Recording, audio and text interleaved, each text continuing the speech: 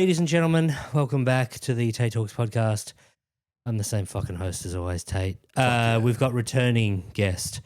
And by returning, I mean we just changed the batteries in the camera and it's the same time. But new topics.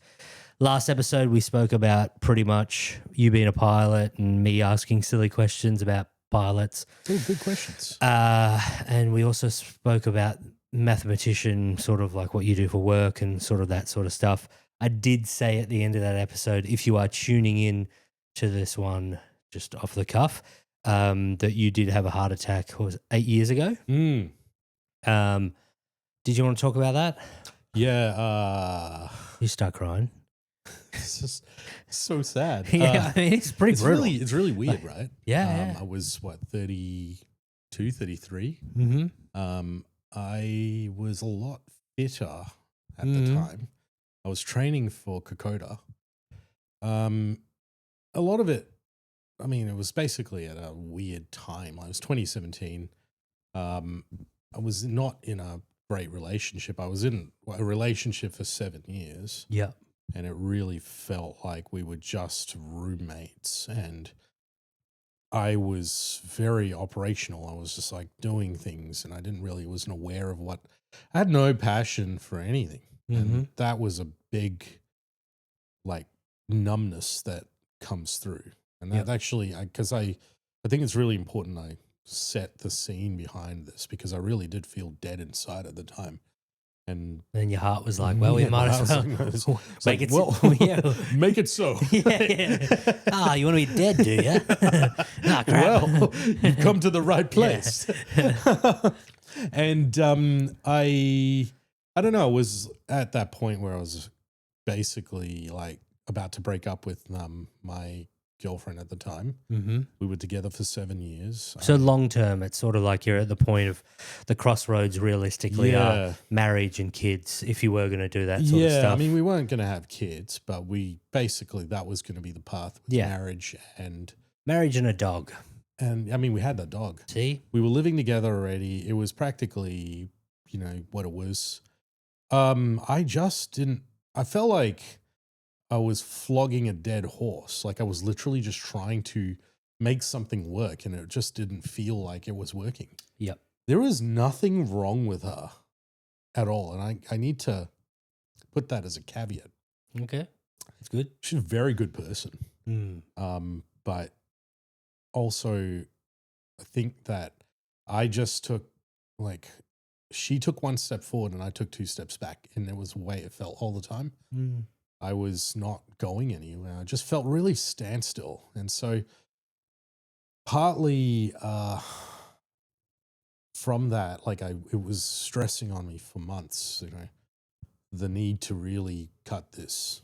I assume I've never had a long-term partner. I've had one partner in my life which lasted all of a year. Yeah. But I'd assume it's not a small thing once you. No, man. So what year would you have been together? Like early 20s? So I was 26 and she was 21. Yeah. When you met? Yeah. So realistically, you're still in that mode of you've spent a lot of fucking time with her.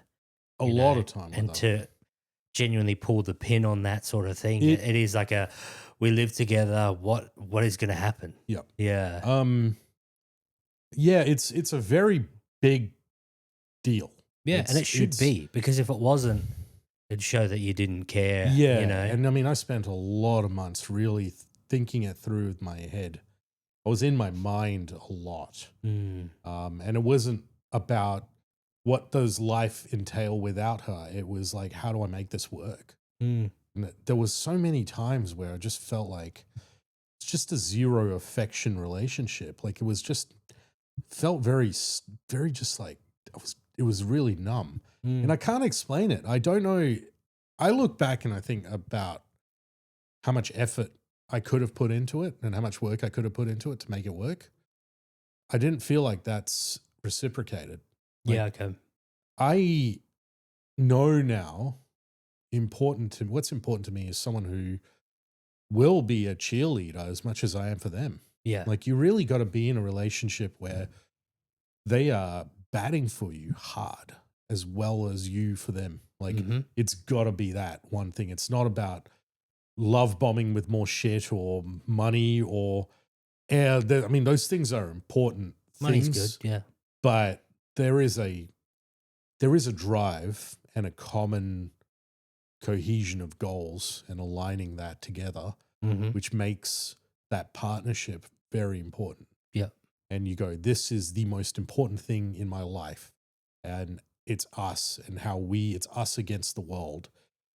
That's to me the definition of a relationship. I didn't get that. I didn't feel that at all. Mm. And the problem, so that was a Friday that I decided to call it quits with her. Yeah. And God, that was rough. Like I remember, it's so traumatic that I remember every sequence of that happening. And it's just the moment of like breaking up with her and me going, and I'll be honest with you, it was like half and half. It was what's going to happen next. And wow, finally did it. A sense of relief and excitement. Yeah. As cold as that is, excitement about what I can do now. And it wasn't about, oh man, I get to go fuck around kind of shit. It was none of that. It was, I don't have this almost obligation to someone Mm. that I was so responsible for and really looked after her that I don't need to feel the need to be appreciated about it. Yeah. Because it was no longer a necessity for me to feel validated. So it was like, well, my goal now is Kokoda and to finish that. Yeah. Because that was initially the training. And I became so almost autistic about it that it was like, this is what I need to do. And So can I say, were you training for Kokoda while you were like in the midst of thinking about breaking up, Yeah. or you broke up No, and then no, so I was training for it in the midst of Yeah. it and all. But I was just getting really, just progressively feeling very numb inside. Mm. And because I was training so much, I was feeling things in the training side, but feeling nothing emotionally. And it was really becoming an empty person. And I almost felt it was like a test to her to see if she even noticed it. And she didn't. And I was becoming even increasingly cold and distant. And she didn't notice at all. And so that was why I was like, oh, okay. There's nothing malicious about it. It was just like, this isn't like sustainable. Just growing apart. Yeah. And I was so sad. Like I still feel it. I'm like, oh man, that was rough. Because I haven't been in a relationship like that ever since. I've kind of had like very short-term relationships since then, but nothing like that. And when I broke up with her on that Friday, I slept on the couch. I went hiking that Saturday. Mm-hmm. And then Sunday I went out with the dog and I spent most of my day with the dog. She, unfortunately, I was such a fucking dick. I did all of this during her exams. And I felt bad about that too, but it was just coming to a head. I was fucked. It was just so bad. Then that Monday I went to work and I was starting to really feel like, oh yeah, things are going to be okay. I had to kind of remind myself that things are going to be okay. She made a point that she'll move out that week. She really went all out, like quickly getting everything out. But that Monday night, I was out with my dog. I went for a jog. And yeah, fucking had a heart attack. And like the experience was bizarre because I remember it was only like I did one lap around the footy oval. Yeah. And I could feel almost like like a sand or like a grain of sand almost like going through my circulatory system. Yeah. So a weird feeling. Very weird feeling. And that was a cue because like the thing that I was lucky about because I was training so much with like you would feel when you train a lot, you feel pain. Yeah. Yeah. And you feel different types of pain and you get familiar actually with your body and how your body recognizes pain and how you change through that. And the interesting thing about that was this was an unusual pain. And I was like, oh, okay, it's not going away. And I was feeling it for about 5 minutes and it would not go away at all. And so I was with my dog and I literally sat on the park bench, and this is so fucking dramatic, but I literally was like, I'm going to die. Like I knew at that point. And for whatever reason, I just decided not to. And I just walked with my dog to the house. Oh. And I was like, I'm going to fucking live. And I don't know why. I actually still don't know why I absolutely felt like, oh yeah, I need to fucking continue. Maybe it was because I was like, well, I got nothing to lose. You're going to die and die anyway. Like, may as well just carry on and see what happens. And piqued my curiosity. Who knows? But I passed out when I was walking home. I don't remember any of this, but apparently I went home and I told her that I had a heart attack. So told your ex. Yeah. And bring me to hospital. Yeah. And she did. And then I was like hallucinating. I remember like being fucking in like a medieval village and shit. And like hoarding off marauders. It's fucking weird stuff. Like, That's the afterlife. that's the afterlife. Like, just no really pearly gates. Like you become a Viking and you either fight to the death. Super weird, Yeah. like shit, like really hallucinating. And I don't remember any of this, but I do remember the hallucination quite vividly. And that was very strange. I don't know what it was. I can't explain that, but obviously. So are you in hospital at this stage? No, I'm on my way to the hospital. So your ex-girlfriend's driving you to hospital because you've just had a heart attack. Yeah. Or having a heart attack. Yeah. Yeah. And for whatever And reason. you're like, to Valhalla. Yeah. I mean, it's the interesting thing is, right, like she was studying to be a physiotherapist. And neither of us, I mean, she should have known better. Just call a fucking ambulance. Yeah. But I guess, like, I don't know. I think she was in shock. I don't know. But for whatever reason, we drove to the hospital. I don't know why. She just takes her time. You know. She didn't go over 50. She's like, I'll get this motherfucker back. Yes, I don't know. But I ended up in hospital. And I remember being conscious of the emergency ward.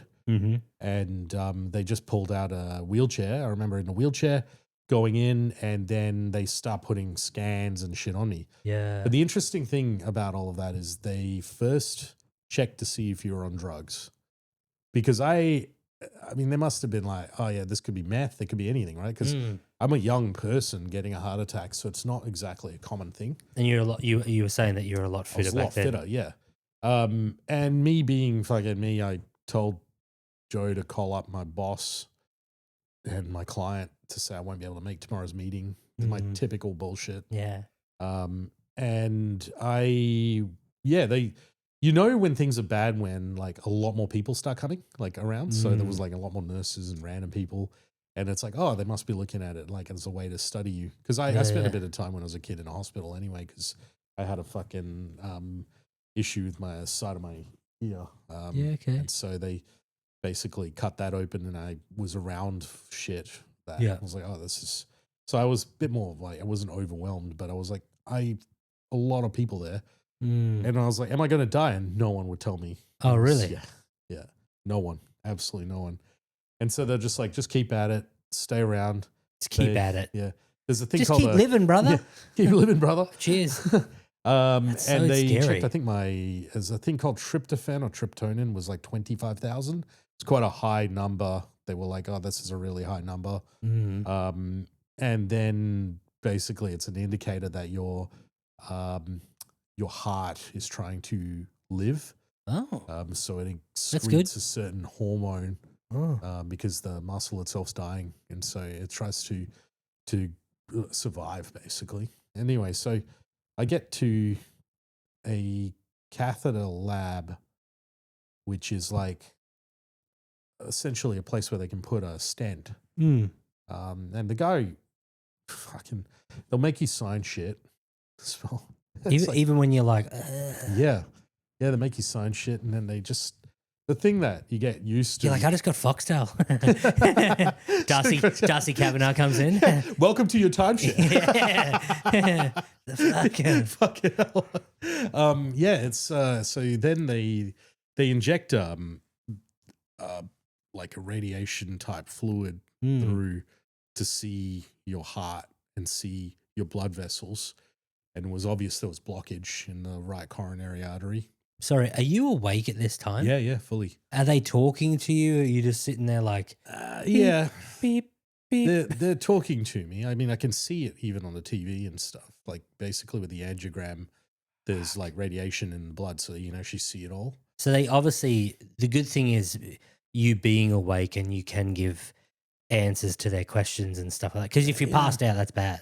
They weren't necessarily asking me questions. They were just making me sign shit. They knew what they were doing. Weird. Yeah. What are you signing? Waivers and shit. I'm sure that. I thought when you go into the hospital, it's sort of a given that you're nah. You're there. I think.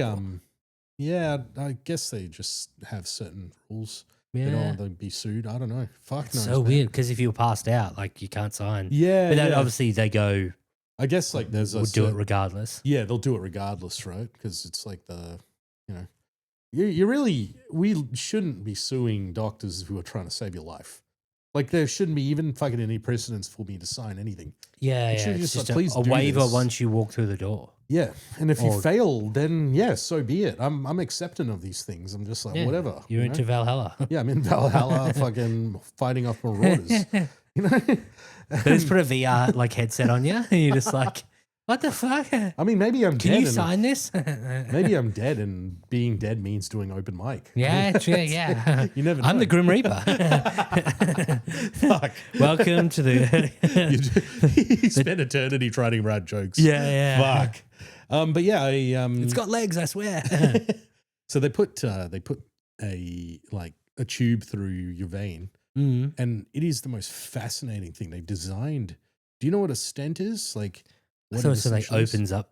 Yeah. So basically, it's a spring thing that they would put in a tube, and I could feel the fucker go through my arm and all the way out to my. Oh, upper. really? Yeah, I could feel that thing. I could feel it going through, and then it just goes ching, and it opens up the fucking valve, and the heart starts pumping, just and my become pain's like, gone. Ah, Yeah, I'm invincible. Yeah. my pain's gone. And so I was like, fuck.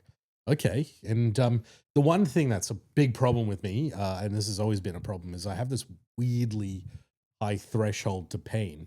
So I don't know if things are terrible or not. Like it's not great. Like I've had a motorcycle accident and broken arms and shit, and I don't know if it's serious or not. Like I'll feel pain, It's just backwards. but it's kind of like not as bad as like it's supposed to be. Maybe that's fucking trauma. Who knows? But Maybe. it is bad because I'll You're submissive. it's just like I enjoy You it. did tell me to slap you before we started, which is weird, but fair enough. Choke me down. Yeah. But yeah, it was good because that was a point of like, well, I'm just lying there and I was kind of just shut down immediately. The thing that's interesting is in a situation like that, there's not much control that I have. Like I'm just being fed stuff. I can't move around. I'm just locked in. This is it. Can we do just a quick time frame of? So you said it was the Monday evening. Monday around 8:45, and by the time I was stented out, I think it was probably 9:45 maybe. It's pretty quick. Fuck. Yeah, really quick. So Imagine if there was an ambulance too. You would have even quicker. Been even quicker. Yeah, for sure. Yeah. I remember just overnight, what they do is they thin your blood out, they check your blood sugar levels, and they just said you had slightly higher cholesterol, which is common in my family anyway. And then I carried on, and 2 days I was in the hospital. I walked around, I did things. I was probably the healthiest person in the ward. But I saw people die. Like I saw an old lady die. Like she just died, and I could see it.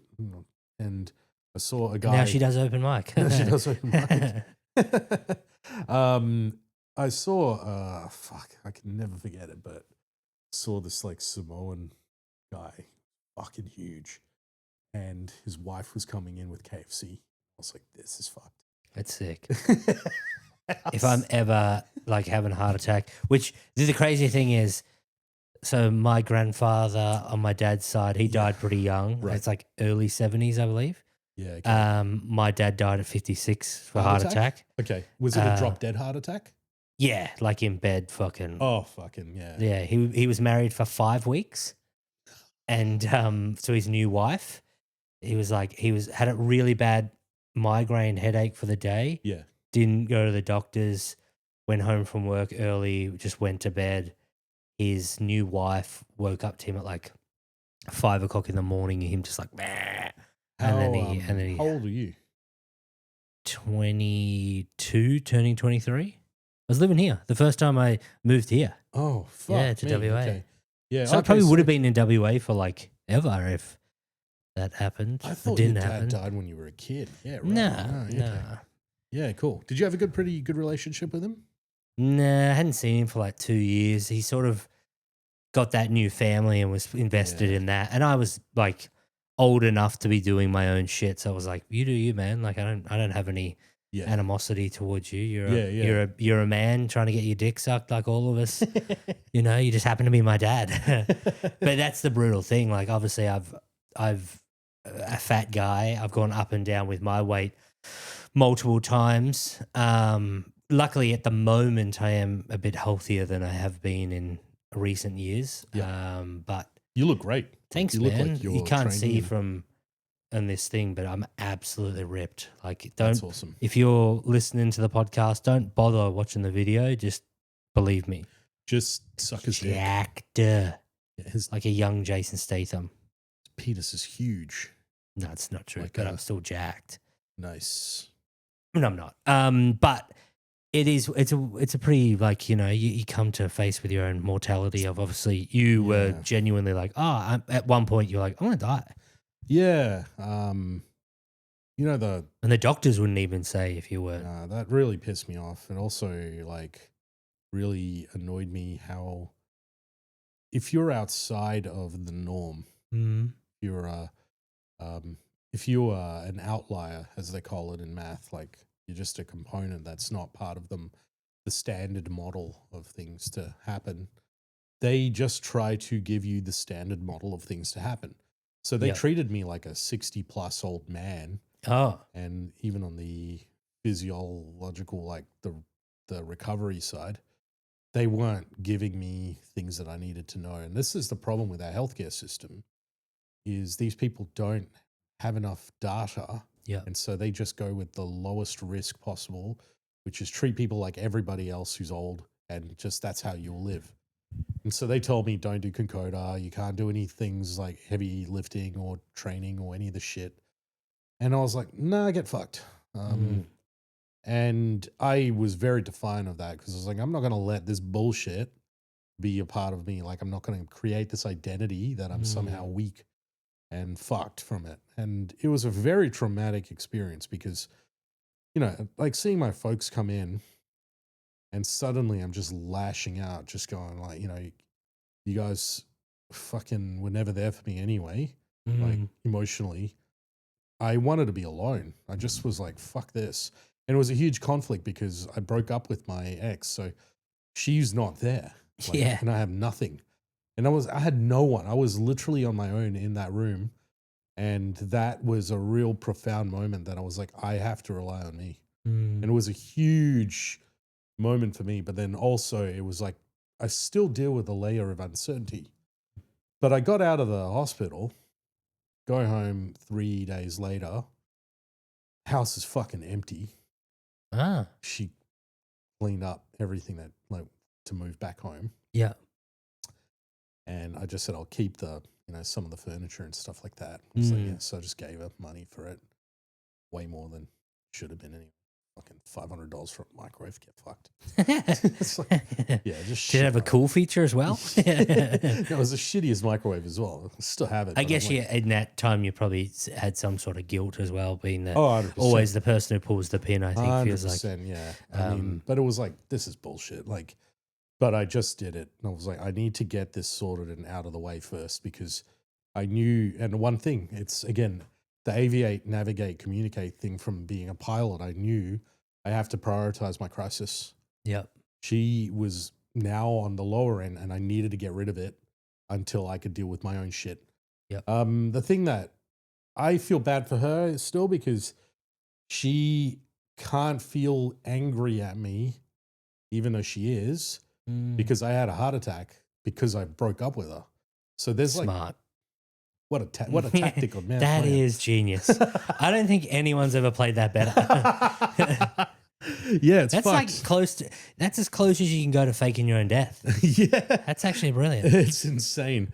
And so I do feel bad for that because it is a very unique situation in the scenario. We share a dog and, it's still nice. I'm glad that she's looking after the dog a lot more because obviously with double timing it with work and night grassroots stuff, it's theoretically impossible for me to have a dog. But then I still share it with her and, I try to see the dog when I can. Yeah. But yeah, it's a hard one to be in the face of that. And the craziest thing, Tate, I gained 35 kilos since getting a heart attack. See? It's crazy. Always a step ahead, It's always man. a step ahead. Yeah. I justified the heart attack. But it's fair to say, though, the heart attack didn't kill you the first time. Yep. You might as well push the boundaries and see how far you can go. I get these things where like for years I would go to bed thinking I would never wake up. Yeah, it's brutal. And that's a pretty common practice thing to happen, and you have to accept that. Unfortunately, in our healthcare system, there is there's a lack of psychological assistance with traumatic experiences like this. There is a complete lack of it. And so I had to kind of make my own thing work. I've found that I was getting a lot of info from cardiologists here and the physiotherapist, not physiotherapist, but he's basically a physical therapist that you recover from and they go and you deal with them. He was fucked. He was so shit and literally just looked like a fucking ferret. I hated him. He was one of the worst. He basically told me that, it was just a ticking time bomb and like just this shit that you tell an 80-year-old man. Like I was like, fuck, I'm not going to make it if I don't have hope. Yeah. And so I dedicated an insane amount of time researching the heart and understanding some of the components, the circuitry and the understanding of what is causing a lot of these things. I found a really good cardiologist in the UK and I basically just took his time. I said, look, can I pay for you? Just outside of NHS, I'll pay you fucking X amount. I spent about 10 grand on getting a good health plan from this guy. Yep. And I am so glad I did because he was on top of the fact that like you need magnesium, you need all these things. And that was a big component of me driving towards like what is missing in my life to be able to operate a little bit better. Yep. And so, sorry, you were saying that you spent around $10,000 on this healthcare plan. So I got really good info from this guy. And it's called York Cardiology is the thing that he just runs as well. He has a YouTube and all these things as well, but I've just found him on papers that he was doing. But yeah, calling him, talking to him, getting that assurance. And then I found from progressively just getting myself to the right health care clinicians, being in front of that really gave me a lot of confidence. And then I started going back to training again. I wrecked my foot falling down a cliff edge. Oh. Really fucked it. My ankle was swollen as fuck. It was like 3 kilometers from the car. So it was brutal. I remember that pain, but then I was like, I'm going to just fucking get back to the car. Go back to the car. And then luckily my mate Scott, who's a podiatrist, he told me about a physiotherapist who'd be really good. Hooked me up with her. Send you to your ex-missus? Fuck, that would have been crazy, eh? Sorry, is that camera's good? Yeah, this camera's good. Yeah, sweet. Yeah, it's all sorry, I'm like, did I click the button? We can edit this. It's recording. Yeah, perfect. Yeah, so you went to a new physio because you destroyed your foot? Yeah, Ellen, she's really good and I still see her from time to time, but she basically is big on like a lot of the health frameworks that I believe in, specifically around fasting, ketosis, all these things and like the dosages of magnesium is really important for me. All these things that she was aligned with. Yeah. And she's a physio for the Australian Institute of Sport for like the hockey, Yeah. the Okay. national hockey team. So Yeah. she knows what the fuck she's doing. And so after kind of getting that validation was really important for me because that means I know that my research was good. And it was like learning something completely new and intuitively because I've always wanted and aspired to be like a doctor. Mm-hmm. I really took it upon myself to learn as much as I could for it. Yeah. And it gave me a lot more expertise in terms of how I manage myself. Now, I mean, the thing is my sleep and my nutrition were not good. And I mean, I've really only just recently gotten top of that, like to the point where it's like, okay, I'm taking it easy. I'm sleeping really well now. All these things were really important, but I separated from it because I had this idea that, oh yeah, I'll supplement and I'll make sure that I keep hydrated and I do all the things right. Yeah. And it probably has got me right because I mean, fucking hell, 8 years and I haven't had a single episode since. I've not had any problems and I haven't seen a doctor for fucking ages. That's a terrible thing. Yeah, this might probably be the last time I'm ever on film. Well, so document it all. See you later. Get all your slurs out now. But I'm dead, but I'm slowly fucking over my enemies as a ghost. Yeah. But no, the main important feature out of this is like you're told that you can't do something, and if you are in defiance of that, you'll find a way. Because there are a lot of people that will tell you things that aren't necessarily true, even though they're supposedly experts in a field. Yep. But doesn't mean you should dismiss them immediately, but it does mean you should look at the information and the data that they take. And you have to understand that a lot of medicine evolves and there's a lot of information that's very archaic. People and institutes base their decisions around risk. And anything that goes outside of that by pushing an envelope seems to be risky, which isn't true. There is no reason for that. And being a proponent or as a consultant in business, I understood that basis. Like, that's why I was like, no, I'll do this properly. Yeah. Not telling anybody to do anything differently to things, but I'd just say, if you have a desire a certain way about what you want to do as a lifestyle, you can do it. You can find a way to do it. There are people that will support you for that. You're not necessarily going to immediately get that info. Yeah. That support. You might need to look around. But I obviously didn't do the Kokoda that year, but in 2018, Jeff came with me and we did it. We fucking did it. And I gained 15 kilos after my heart attack, which I wish I didn't, but I did it anyway. I did the Kokoda, and that was in September. And then I climbed Kota Kinabalu, which is a mountain in Malaysia, in Borneo, and planted a Nicolas Cage flag. And I did that in December. Just fucking random. I did that with my mate Scott, and then we went and spent Christmas in Vietnam. And like, yeah, I didn't let it stop me from doing things.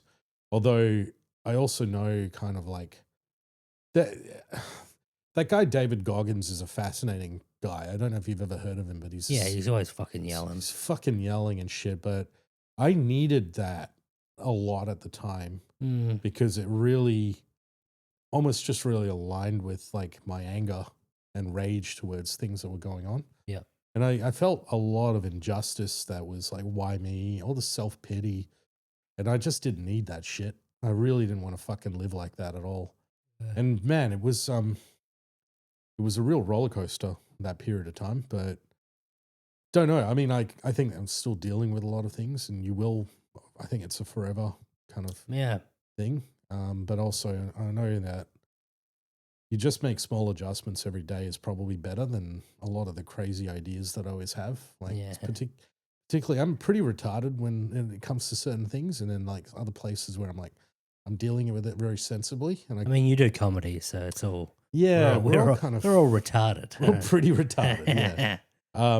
And I think that's like one of the lessons I learned from going through a lot of that was like with COVID, especially that really fucked me up good. I didn't get COVID, but I got a lot of the depression and the shit that happened with a lot of people at that time being locked up and just up to shit. I mean, what was 2020 like for you? I was living at my mom's. Okay. watching a lot of TV, just getting fatter. I put on a lot of weight. I was just like I put on way more weight. yeah, I COVID really fucked me. yeah, I was pretty shitty. I regret how lazy I was because it's one of the few times in your life as an adult where you have unrestricted time to do anything that you wanted to do to better yourself in terms of like, I could have meal prepped every day. Wouldn't have had to meal prep. It would have been a highlight cooking for myself Yeah. or going into like I bought some gym equipment, a bike and Okay. weights and stuff, a fan bike. I spent like $1,500, $2,000 on shit, Nice. Yeah. but I used it fucking 3 times. It's like 3 or 4 years later, I think I used the bike and actually used it to lose weight and stuff. So I got my money's worth out of that. But at the time, yeah, it was annoying. Something I do want to ask though, a couple of questions. Did you ever find out the percentage of like survival rate of your heart attack? Yeah. I think basically if I didn't get it sorted out within an hour, I would have died. Yeah, really? It's that Yeah. low. Yeah, that's what they were saying basically because it was quite a high amount. Is it got a name or anything? Nah, just basically. Well, I didn't. So there's a thing called a widowmaker, Mm-hmm. which is the left one, I think. Yeah. Kevin Smith has that. Oh, That's got yeah, a yeah. very high death rate. Well, it's called a widowmaker, I guess. Yeah. I thought I had that. I actually didn't. So one I had was it's severe. Well, It's I mean, a major heart yeah. attack. The weird thing is, I think because I got it when I was young, like they basically said to me that like the whole bottom of your heart's dead. But then a year later, it did, and we're like, "No, your heart's fine." So, Oh. what the fuck? So Like, I'm fucking Superman. It could be just a youth thing. Yeah, that's probably the best time to get it. Yeah, I mean that actually is what the guy did say to me. He was like, "Dude, if you were going to get a heart attack, it's probably the best time to get it." But I don't know. I should go get myself checked up again. Like I really should. But part of me is like, almost like, fuck it. I don't know. And that's the other thing that's quite bad psychologically. I'm a lot more fearless and a lot more irresponsible about certain things. And that is not a good thing. Yeah, I guess because you're like, I got through this. Yeah. I got a major traumatic event. I got through it. I'm fine. Yeah. Whatever else, that's nothing. I could be a ticking time bomb. I don't know. So I should go get myself checked out and properly do that. I plan to, but I think partly is like, okay, maybe I'll just lose weight first. Maybe I'll just get a few things run through before I go back to the doctor and start that process again. Yep. I don't know. I really don't know what that experience would be like as well. Could be just to rip the Band-Aid off and just start dealing with it again. Yeah. But right now I feel fine. I sleep well. I am in better shape in terms of mentally than I've ever been in a long time. And I really believe that's because I'm just more focused on the right things. And mentally as well, I just don't want to fester in a lot of rage, which I usually do. And that's a very ugly part of me is like, I will just sit there and fucking think of, the worst things possible. And that's probably coming from a lot of trauma shit in the childhood and stuff. But also being able to now just cut that and refocus back on good things. I think one of the benefits of my life now is I've just got guys like, you and David and Evan and Tarbo, like all these guys are all in my corner. Frater, and Gerard. I mean, these are all guys in my corner. Like you're all there, and we're all kind of doing things that we like doing. We're like, we are. I can put myself in that boat now of trying to actually like get to the next level of comedy. Like we're all obviously different stages. You're a pro, but we're all working. We're all working, and I love that. I really need to be around people that are motivated and are doing things, regardless of the level that they're in. And I think that's what I'm always like. There was a certain point where I realized I have to just create the environments I want to be in. And I can, through experience and knowledge about things, I'm just like, this is the best way for me to live. Yeah. I love it. I love going to rooms, and I always feel ultimately a lot better. Coming out of, I mean, even a bad night of comedy, just walking away from that, I always feel good. And that's because I have the right people around me. Yeah. Well, you know, it's also like anomaly these days. You get to a point where it's more good gigs than bad. Yeah. This is the thing. Like, we weren't going to talk about comedy, but we're in this rabbit hole now. Yeah. The thing that like truly fascinates me is people who can have bad gig after bad gig after bad gig, like 9 out of 10. Let's call it 90%. Yeah. How do they keep rocking up? You know why? They don't have enough shame. Is it shame or is it delusion? There's a toxic amount of positivity that we've shaped into our lives, which says that's okay. And that's the thing. It's not. When you ultimately go, okay, well, this is fucked. When you bomb a gig, Yeah. I bomb a gig, I will think about that for a long time. Yeah, I'm still thinking about fucking gigs from last week. I'm thinking I've had this whole week off, which hasn't been a good idea. But I even think about this fucking terrible gig I did in January at Fringe. And I still think about it. It haunts me. Yeah. I question my competency all the time. Yeah, so do I. And it's almost, and you have to look at it and go, okay, is this even healthy to do that? Yes. I think there is some degree of it being terrible, but then it's mostly, to me, it's very productive. I think it is extremely productive if you use it correctly. If you use it correctly. Yeah. Exactly. And using it correctly means taking a very objective view and also taking a very subjective view on each item and breaking it down into bits and going, okay, why did this go wrong? All right, well, instead of hitting yourself and punishing yourself, you look at it and go, well, this is bad. Yeah. This could be better this way, or you take it away. And I feel like a lot of these people who do it in that lens, or they don't see it, it's because there is a chunk of them that goes, oh, no. All you need to do is just be bad and then eventually be good. I was talking to someone recently and they were saying that they were like, oh, I heard that someone was bad for X amount of time and then all of a sudden it started to click. And I'm like, I didn't have the heart to tell them that it was bad for them. Yeah. You're in a different realm. Yeah, Let's just call it, say, Mark Norman. I don't know who it was they were referring to, but it's like Mark Norman was bad for Mark Norman at a time. Mark Norman from probably day one was better than average. Yeah. So his success rate was higher than average. If he bombed, it wasn't the same as your bomb. So it's a question of, the thing is, I think a lot of people in that state, they lie about the quality of the work that they put into these things. They do. They really do. They go, oh, no, I put a lot of work into it. I'm writing a lot. But are you really writing a lot, or you're just making things that are shit that you don't really understand why it's funny? Yeah. I think there's fuck it. I mean, do we really need to talk about comedy? I don't know. Okay. I guess like my big concern with... Well, you run rooms. Okay. So these are different things for you, because as a room runner now, everyone that goes on your shows, technically, and this is how I look at it, room runners for me, I don't run a room, but I do enough gigs where I go, you are my pseudo boss. Yep. I am here to make your room better, hopefully.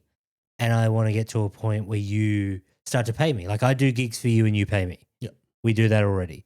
So you're realistically one of my bosses. Yeah. So when you have now, you've got crazy amount of people that fucking you put on shows. Yeah. Well over what, 500 people? Like during a year? It's crazy. Like your open mics and shit. Yeah, about 400 or 500 people. So you're meeting all these people who are potentially your employees. Yeah. So you want them to be doing well so you can put them on bigger and better shows. I think that was the difference between before I became a room runner, I was just a comic, and all I cared about was my own set and how do I progress. Yeah. And running rooms has given me a lot more empathy and compassion for people, because I realize like not everyone's the same. Yeah. But I've also, it's changed my perspective of my own comedy relative to other people.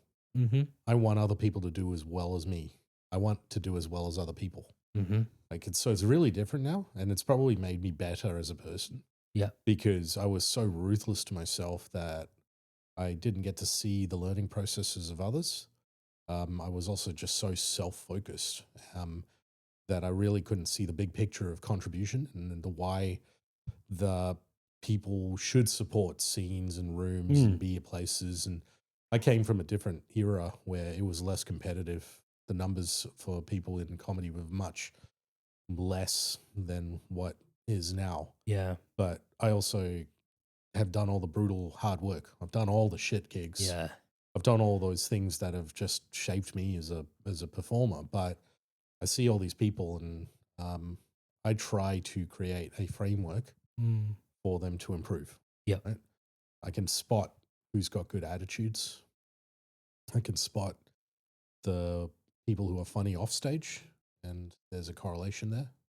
I can see who's putting in work. Like I can see when someone's doing new material, whether they actually just fuck around or they're actually writing something that they've spent time to figure out. And if they bomb, I can tell the difference. I've been in it so long that I know. And what always fascinates me is people in this business painstakingly do things to fool themselves and to try to fool me into how good they are or whether they're competent or not, when all it comes down to is what you do on stage. Yeah. There's a lot of nonsense that I've seen that happens outside of stage when really the focus should just be being on stage and, not saying the N word off stage. Or on. Or on. But yeah, there's, I guess like when you talk about employees and that sort of mindset, I actually think you should look at me as your client, like instead of an employee or Yeah. an employer. Employer. Yeah. Look at me Well, as your client. I look at me as a freelance. Yeah, and so you, see me as you're a subcontractor Yeah. to me, and I'm your client, and you just have to make sure that the room is happy. If the room's happy, I'm happy. Right? Yeah. But in terms of this business, it's really unique in that you have to go and get stage time before you earn money. Right? Yeah. And a lot of these people do not seem to understand the concept of unrealized income. Yep. And that is a facet that is so important to any type of employment in life. Like you need to look at something and go, I'm doing a shitload of work for free because I will get that money later.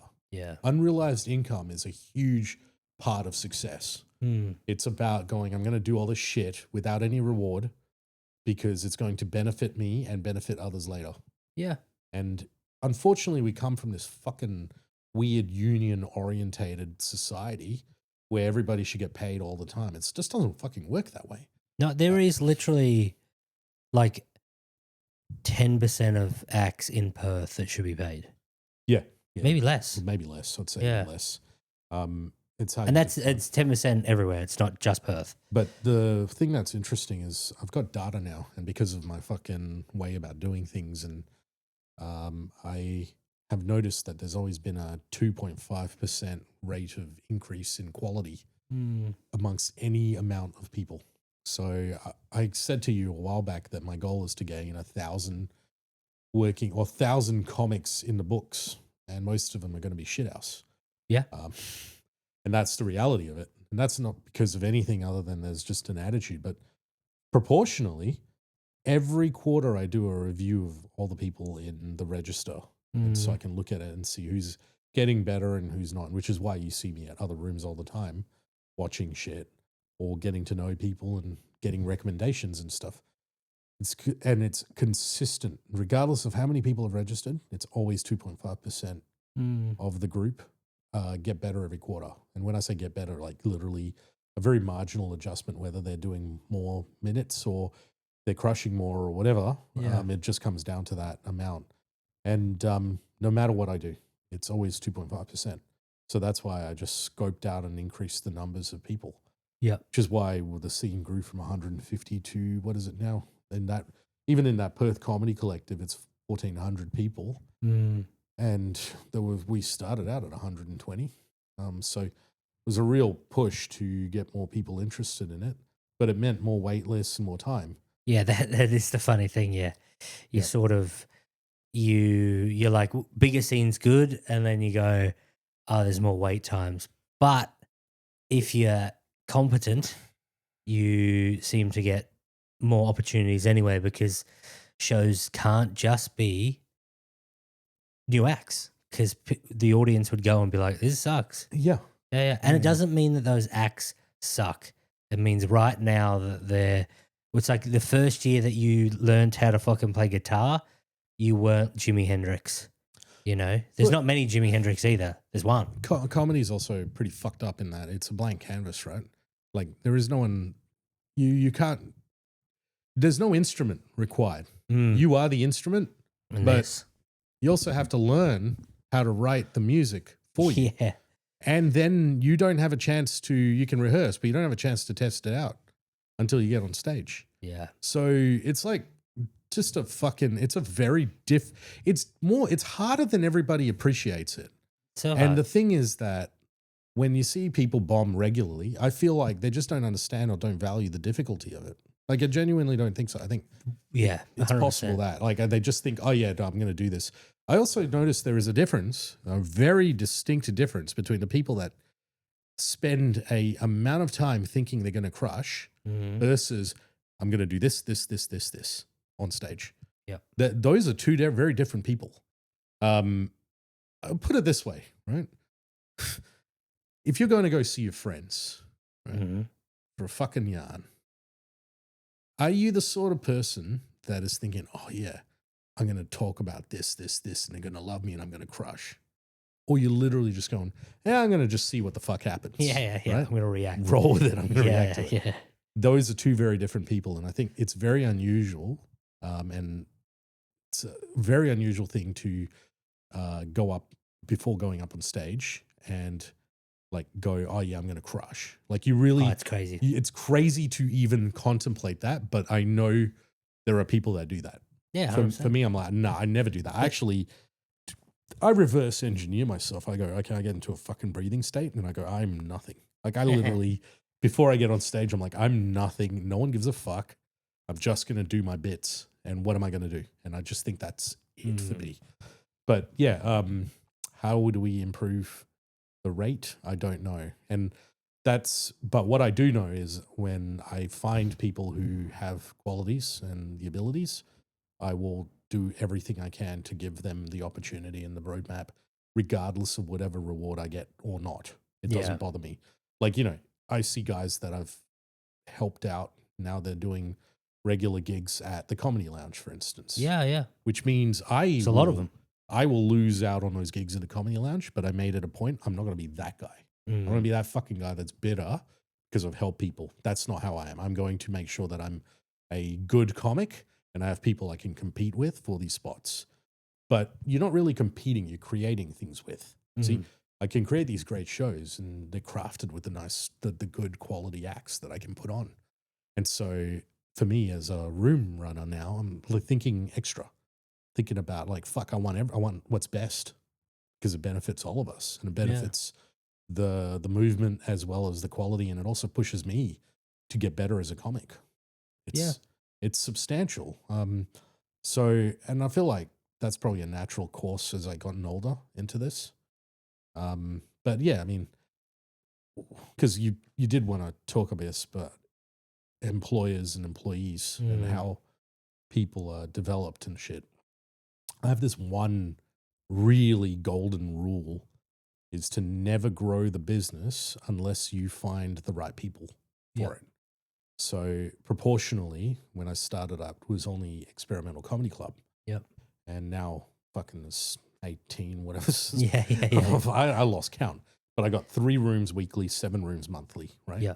And there's many pro shows, there's many open mic rooms, there's Propen mic, there's all these things that I've basically coined and created, and each room is a different pathway for people to get better and better. And I'm identifying, I've found there's 38 people that I know that have good potential, and I will spend a bit more time out of that 700 or whatever, that will be okay. Like they can get better, and they basically will then fuel the drive that is the scene. Yeah.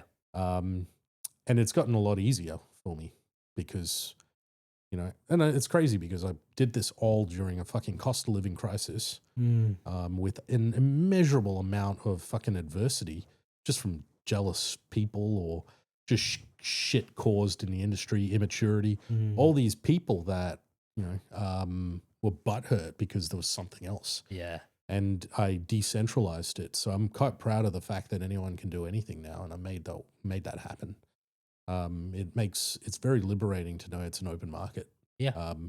But also very, because I've got the big market share now, or we'll keep it going. Yep. But yeah, it's, I always believe, like, if I couldn't find guys and acts that were good, I wouldn't be doing this. That's fair. Yep. Like you just don't resource up if you can't find the right people for it. Yeah. So I wouldn't do more pro shows if I didn't have enough good acts. Yeah. I'll just simply not do it. It's not good for brand. It's not good for your mental health. That's smart. Yeah. All right. That's the end. Thanks, man. Let's erupt. Thank you so much. I'll do all your plugs and all your socials and stuff in the. Thanks. Thank you so much for coming on. Some of the topics aren't easy to talk about, and obviously brings up fucking traumatic stuff. It's easy for me to be like, I'm dumb as a rock. But thank you for opening up on all that stuff. Cheers, if it helps anyone with anything, definitely go to the doctors and get checked out. Don't and stuff die. if you do. Yeah. And the Grim Reaper. All right. Thank you, mate. Thanks.